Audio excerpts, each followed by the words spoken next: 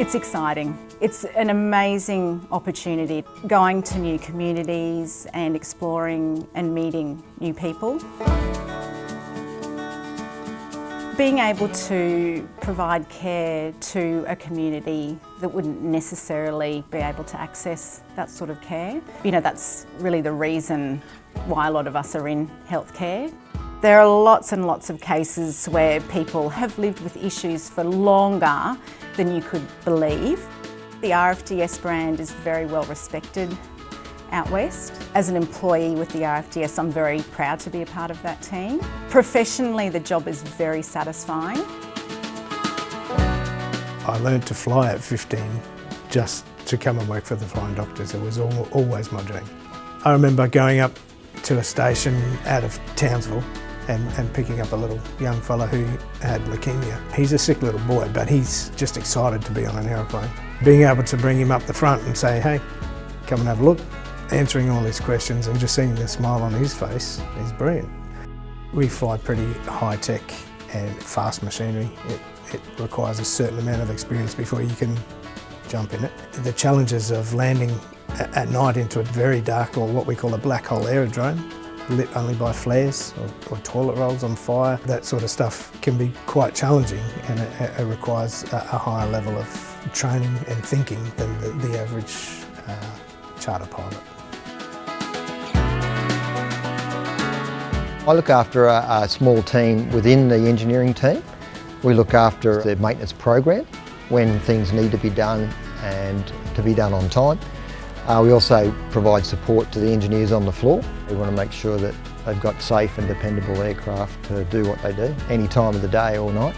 It's important to us that when we're transporting patients that they're as comfortable as possible. One of the most satisfying achievements is that we've been able to introduce newer aircraft to the fleet, and with that it's going to be a whole new backer cabin. That's pretty exciting. There's a great team here and it's a real worthwhile service.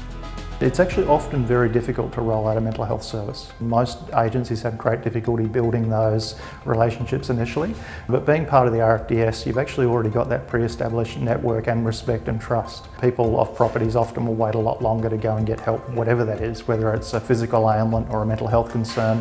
They do wait a lot longer and things get a lot worse.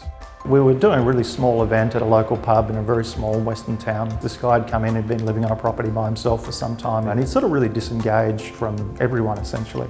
And he'd really been conned into coming into this event. We spent quite a long time with him that night. He was pretty suspicious of us, to be quite honest. But then he was talking about, really clear symptoms of depression, but he didn't know that's what it was. And we eventually had that discussion about what it could be. He actually went along and got treatment after that. And a couple of months after that, his life had changed, quite dramatically. So that was really fantastic to see it. And there's many stories like that. Medical officers at the RFDS contribute 3 roles. So there's aeromedical, primary healthcare and virtual healthcare.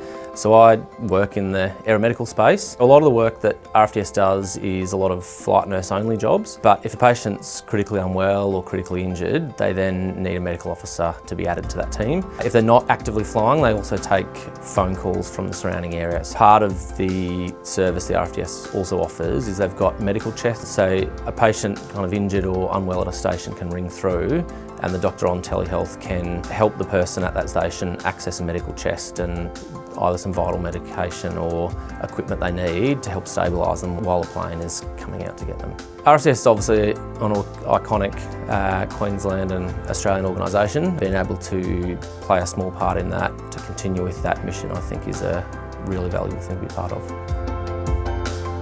Why the RFDS? Because we're the smaller organisation, but we cover and service a great area of Queensland, and I couldn't get this experience or these memories anywhere else. About 80% of our actual aeromedical retrievals are flight nurse only, so we need to make sure that our team are well supported so that they can equally support and care for our patients. We really support the staff to maintain those experiences and skills so that we can provide that care. We can transport a cardiac patient one day, a pregnant woman the next day, and then a sick child the day after that. One of my most significant memories would be landing in Dajara on a primary response. We landed in the town, just a small town outside of Mount Isa, and the ambulance approached, had the nurse and one of the other community members in the ambulance, and they said there's no better sight than seeing the RFDS aircraft come into view on the horizon, because they know that help is on its way. When you get that sort of reception every day and that sort of response and appreciation, there is no better job in nursing. Hands down, this is the best job I've ever had. When somebody picks up the phone and says, I need help, they know they will be there.